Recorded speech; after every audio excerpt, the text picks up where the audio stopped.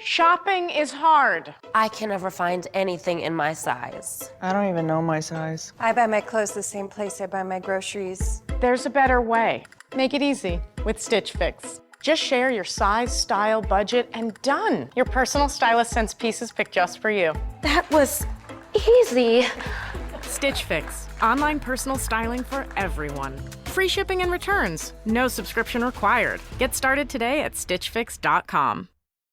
This podcast is brought to you by TeamTrade, a digital solution that helps you hire, optimize, and retain employees. Using psychometric assessments to identify more than 100 professional mindset traits, it gives instant reports you can use to build high-performing teams. Get 2 free profiles today, no commitment, no credit card required, at teamtrait.com. TeamTrait.com. Welcome to the Manage Smarter podcast with hosts C. Lee Smith and Audrey Strong. We're glad you're here for discussions on new ways to manage smarter, hire, develop, and retain talent, improve results, and propel team performance to new heights. This is the Manage Smarter podcast. We've never done this topic, Lee. We've never talked about the nonprofit world. It is a different animal. It's not like, a privately owned company. And I am so excited to have James here today because this is a whole other area of managers and leaders that are existing in a world we haven't addressed. I've been involved in nonprofits in some role for about 16, 17 years. And the thing that really stands out to me that's different is that instead of dealing with employees, you're dealing with volunteers who can just basically take their ball and go home anytime they want. And the other thing is that, but what's similar is that burnout is equally as an issue, particularly like when you're leaning on the same people over and over again to help drive things, just because nobody else steps up, volunteers, or no one else is being developed, for those types of roles. So, similar but different, and it's a different animal managing nonprofit for sure, and can't wait to talk about it. So welcome to Manage Smarter, everyone. My name is Audrey Strong. I am the Senior Vice President of Communications here at Sales Fuel. And I'm C. Lee Smith, the founder and CEO of Sales Fuel. Okay, so it is James Misner, the founder and CEO of the Kipos Group, who is joining us today. And over his career, he has facilitated the raising of hundreds of millions of dollars to support nonprofit organizations. He's a trusted expert in the realm of fundraising, strategy, staff culture, and implementation. And he and the Kipos Group bring a sharp focus on small and mid-sized organizations engaged in direct service. Welcome, James. Thanks for coming. Thanks for having me. I am excited to be here for your first nonprofit episode. Excellent. So what is maybe the number one difference in your mind about that environment? Between nonprofits and for-profits? Number one, in the for-profit space, you are selling something tangible. Somebody gets a good or a service. In the nonprofit space, you are selling intangible outcomes. You are selling the warm fuzzy, if you will. You are selling into somebody's altruism, and they get to feel good about themselves, and then it's over. So it's a much harder, much longer sales cycle than in the nonprofit space. Go ahead, Lee. Oh, so I have a couple real world scenarios that I want to ask you about. So, I'm in Columbus, Ohio, and, one of our biggest nonprofits and most beloved is the Columbus Zoo. And, we've been ranked, previously as the number 1 zoo in the country or number 2 whenever we're behind San Diego. And what happened is that we had a CEO and his cronies basically on the board, and they did some nefarious activity, ended up in jail, that sort of thing.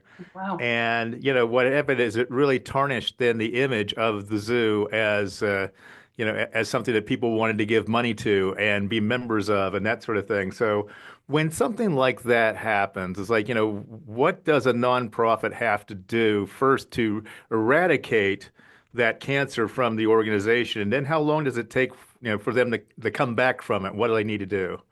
Yeah, well, I'm sorry that happened to your zoo. I'm not familiar with the details, but anytime the CEO ends up in jail, bad news, for the organization. In that instance, the organization has broken any measurable degree of trust with its constituent base. It's just gone, okay? The guy's in jail. It's very, very, very hard to come back from that, even for a prestigious institution. I would say that it would take twice as long as any estimate that I could ever give you for that trust to be built back, and that the zoo in this instance would have to exercise a tremendous degree of humility and transparency to be able to win people back. Members of the board, if they're still there, would have to resign or apologize. And you would just have to literally build back everything. In building back, I would start with your major givers to see if they could be won back, to provide a proof point for others that it's safe to come back, whether it's the city's foundation, or the chief philanthropist in the city, a household name or something like that. If they would be able to come back and bring others along, it would speed up your time to winning back that trust. But I would say this is something people are going to talk about in your town for over a decade. They're not going to forget this. Yeah. I watched an interview you gave where you talked about the fact that the nonprofit environment is more personality driven. And there are certain types of people that love to work in that space. What are some of the unique personality aspects of nonprofit managers and leaders? Oh, this is such an interesting question, Audrey. Nonprofit folks aren't money driven. They're driven by this deep desire to solve really unsolvable problems in the world, problems that business hasn't figured out how to monetize and how government just can't solve. Okay, so you have very, very passionate people, incredibly smart, who are willing to self-sacrifice um, to see a mission, brought forth to life in the world. At the same time, you don't have a lot of business savvy in the nonprofit. People become leaders in nonprofits because they've come up through program ranks, and they've done it willingly, taking less compensation than they would if they were in the for-profit next door. And so when those people become managers and leaders, they struggle intensely to be able to have funding conversations. They just don't know how to do it. They don't know how to deal with people who have means, who have wealth, because they've kind of, pushed that away in their own life. And in some cases, they think very negatively about those people. So that is one of the big challenges I see in the nonprofit space. The other is an inability to have direct and honest conversations, because everybody cares so much in the nonprofit space, and they're there to solve big problems in the world. When somebody is underperforming or they're just performing badly, nonprofits are notoriously horrible at dealing with it. Oh, interesting. So if you want to think of this as a pie chart and think about your typical nonprofit, I know every one of them is different, but just a typical one. How would you think, or what is your belief as far as what that pie chart looks like as far as where the money comes from? Yeah, in terms of if you had and your pie wedges would be things like sponsorships and grants and big donors and your small donors and event revenue and that sort of thing. How would that pie chart look like, or what would it look like? Yeah, the number one slice of that pie, and I would argue that for a healthy nonprofit, it needs to be 50% or more of the pie, is individual major donors. That is the backbone of growth in the nonprofit space. Traditionally, we've talked about giving pyramids, in the nonprofit space, where it's small donors, medium-sized donors, high net worth donors. It has become an obelisk in the nonprofit space. You have fewer people giving, but the ones who are giving substantially more money. Foundations come and go. Government partnerships come and go, especially now they go in the nonprofit space, not to get political, but just to be practical. They're gone, or they are going to be gone. Individual major donors who care about your mission are the stickiest thing you can do. So I would say 50% of your pie at least needs to be major donors.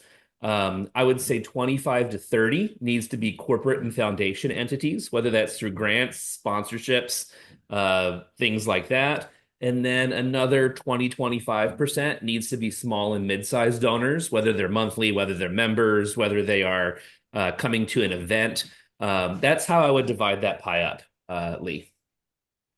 So since it's Manage Smarter, name of the show, if you're managing a team that's doing the fundraising, and as you say, people who are not oriented toward criticism, constructive criticism, assuming positive intent. Okay. How do you drive the team in that environment? How should I manage the team in a way that I get the results that I want when, Yep. yeah. Yeah, I think there's two things you have to do. One is you have to, just like in the for-profit space, you have to set up your sales process in a way that measures things that you and your team can control towards the outcomes that you want that you can't control, right? You can't control if, Audrey writes $100,000 check, in December to the zoo. But what you can control is how have you communicated? How have you reached out? Have you qualified? Have you journeyed? Have you pitched? Have you stewarded that relationship? I tell people they need to ruthlessly measure their processes. Um, that's number one, especially when it comes to the fundraising side of things. Ruthlessly measure your processes. Second, if you're a nonprofit CEO that has come up through the program side of the organization, you need to find a chief revenue officer, chief external relations officer, whatever you want to call it, that can have those tough business conversations that you're uncomfortable having. You need to get a right hand that can do that for you. So the good cop, bad cop kind of setup. Good Like cop, if you have bad cop kids, setup. yeah. Well, it's like if you're an executive director and you're not comfortable asking for money and you just view it as a necessary evil, then so obviously you want to hire people, whatever, who are good at the things that you don't like doing. So that makes perfect sense to me. Well, You in know, that instance, I would say that executive director or CEO also needs to realize 40-50% of their job is bringing in money, so they need to get agreed. over it and get better Hmm. at it. For If you sure. have a CEO in a Fortune 500 that doesn't like sales and won't go out there and help, seal the deal, they're not going to have a job for long. No. Yeah.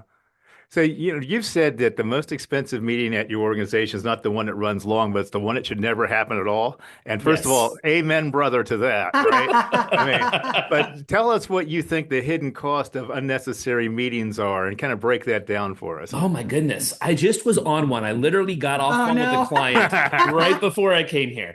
It's a multinational nonprofit. They have fundraising offices in 7 or 8 different countries, and the fundraisers are suffering from the curse of knowledge. Okay. They're getting Oh, deep into the P&L, restricted, unrestricted, and they just want to know every detail. Do you know what happens when they know every detail? They're They they're ask just questions about it, and then they ask they questions about it, have and they're paralysis by analysis. And they're just completely immobilized. Okay, so I'm sitting here watching a group of 20 to 30 professionals who had this amazing mission in the developing world that helps women and girls and helps improve health outcomes, and they're talking about can we designate or undesignate, just go raise money. Okay, that meeting should have never happened.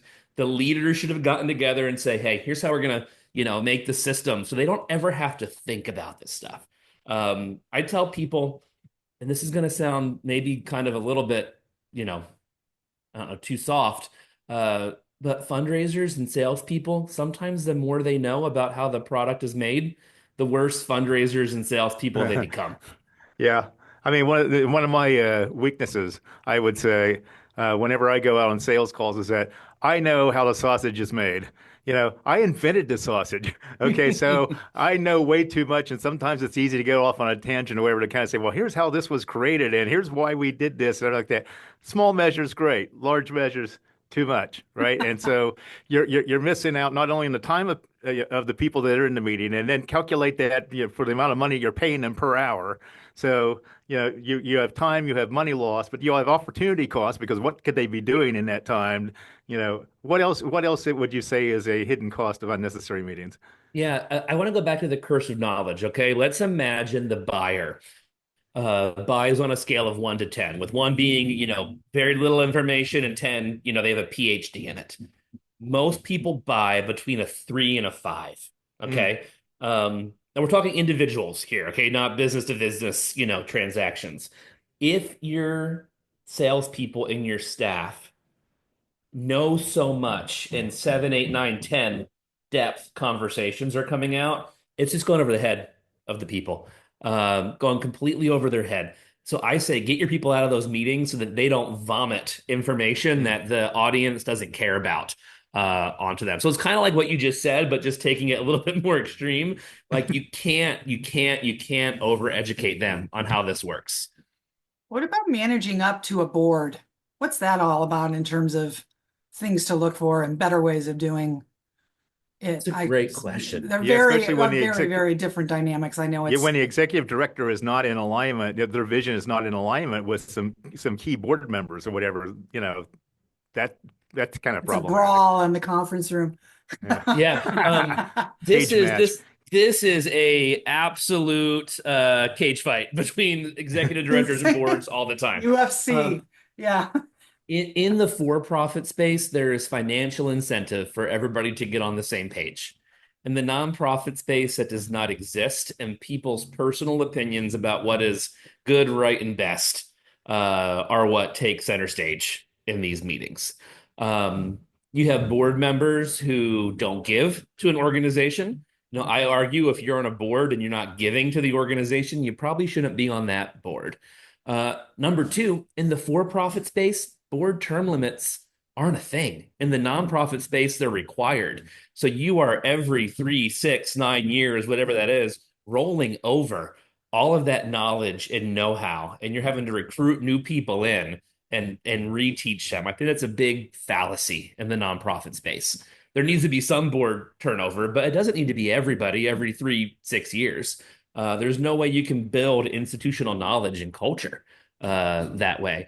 I also think that nonprofits should figure out incentives to help the executive director and the rest of the staff stay on target. Nonprofits are often their own worst enemies because they are full of idealists, and idealists will chase down nitty-gritty things, all the way to the nth degree. The board should find a way to incentivize people to keep it simple and to go after the things that the board and the senior team have decided is important. Yeah. One of the things that I don't see happening enough with nonprofits is they don't communicate the impact they have of, the work that they do or, the money that they raise. And I think that that's important, from my experience in the fact that not only do you keep donors engaged and want to keep donating, but also your volunteers and keeping them engaged, the fact that the time that they're spending actually matters. So is that something you're seeing as like that nonprofits don't communicate their impact enough? And if so, then what do they need to do differently? Yeah, I want to start with the statistic on this, okay? Of the donors who gave to an American nonprofit in 2024, only 40 to 45% of them will give to that same nonprofit in 2025. Oh. Wow. The retention rate of donors in the nonprofit space is abysmal. If you are hitting the national benchmark, I think you're still failing. Okay. And the reason for this, Lee, when you interview the donors, is there are 3 reasons for it. One, they have a life event that happens, right? We can't control that. They lose a job, they get transferred, somebody passes away. Nothing we can do about that. The other 2 are completely avoidable. Number 1, they don't know where their money's going. No one has followed up and said, hey, thanks so much, Lee, for that check that you wrote. We actually used it this way. And here's a story about the impact that's all people want. People don't want a 20-page, impact report. If you're a foundation or giving $1 million, yeah, you want more. But if you're giving, a few hundred or a few thousand, you want a story. Okay. The second reason, other than a life event, that donors lapse is they don't know that they're lapsed. No one has followed up and said, hey, will you give again? Okay. One-time donors are only 19% likely to give a second gift. Wow. However, if nonprofits get a second gift, it's called the golden gift, that likelihood goes to 68% that they'll continue. And more times than not, they give you that second gift in the first 90 days after their first gift. And so many nonprofits think, oh, we can't ask them again too soon after they gave. Actually, all the data says, thank them, show them their impact, and ask them again quickly, and you will have made a friend for life. And that's what they need to do. In the for-profit space, if you are only bringing back 40 to 45% of your customers every year, I doubt you'd be in existence Right. very long. That's eye-opening. You want to talk a little bit about your accelerator program, and then Lee, I'll give you the last question. We're just about out of time. Yep. So one of the things that we do to help nonprofits get better at this is we put them through what we call a strategic fundraising accelerator. It's an 8-week program where we dive into their data, their culture, their staff. We interview the heck out of them, and we help them figure out, hey, here's what's working in your organization, and here's what's broke. And we get them on a pathway to figure out how to fix it so that they can grow with confidence into the future. Again, nonprofits solve problems that governments can't solve and that business hasn't figured out how to monetize. These organizations are so important to our society working and working well. My desire is to help them grow and be healthy, especially the ones with innovative solutions that just need to figure out how to scale it. Right. Lee, last question. Yeah, so I've got another real world scenario here. So I've got a friend who's an executive director of a nonprofit. I told him that we were having this conversation today. He wanted me to ask you this. His organization for 50 years has been known for their events, not for their cause. And when he told me what their cause was, which was, we raise money then to help build bike paths, throughout the state and everything like that. I mean, I've been involved in his organization and events and everything like that for nearly 20 years, and I never knew this.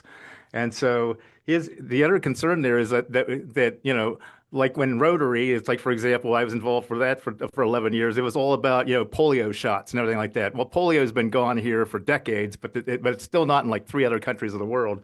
But it seems kind of non-relevant. And so, with bike trails, it's kind of irrelevant too, because a lot of the bike trails that needed to be built have been built. So his question is, one, how do you get past, being known for your cause and not for your events? And when the cause basically is kind of outdated and everything like that, does you need to go after a different cause, especially for a younger group, because they're really just hitting, all their major donors are old. I think it's a really unique situation, an organization that has outgrown its mission because it was successful in doing it. Yeah. I think if I was your friend, I think there's a few different questions to ask. One, is our time done?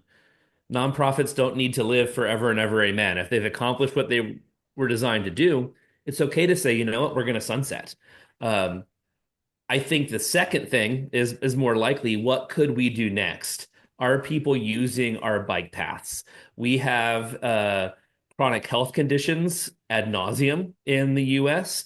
We have a generation who spends more time like this than outside. 1 minute outside generally equals 60 minutes on social media for Gen Z. I have a client that works on that right now. Wow. They're an outdoor school. Maybe the next thing for the organization is, how do we get people back outside? And can that help with health, physical health? Can it help with mental health in our age of anxiety?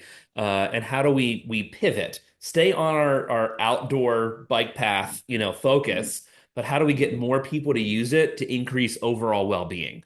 I think that would be a question that they could probably ask. On the events, events are always such an interesting topic in nonprofits. Most have a very lower negative ROI when you calculate all of it. Others are the gangbusters, thing of the organization. I would say keep your event if it's raising real money for you and you've done the ROI calculations on staff time, but also start forming deep one-on-one conversation relationships with your major givers, so that you're not always dependent on an event, because things happen like the COVID pandemic and you can't do events. So get out there and build one-on-one relationships with your highest value donors, so that you're not dependent on the gala every year. Fantastic. I love all that. Good All advice. great ideas. The kiposgroup.com, Kipos, everyone, which is a Greek word for garden. See, I read all your materials. James. And Audrey's a gardener, so I've been a gardener for yeah. 25 years, so I read that. I went ding, ding, ding, ding, ding. I was so excited. But this has been great. Thank you so much for sharing some of your wisdom with our audience. I think this is long overdue, and we're happy to call you a friend of the show. Thanks, James. Awesome. Thank you, guys. It's been great to be here with you today. Thanks for listening. If you enjoyed the show, please rate and recommend on iTunes, Overcast, or wherever you get your podcasts. You can also get more great information at salesfuel.com.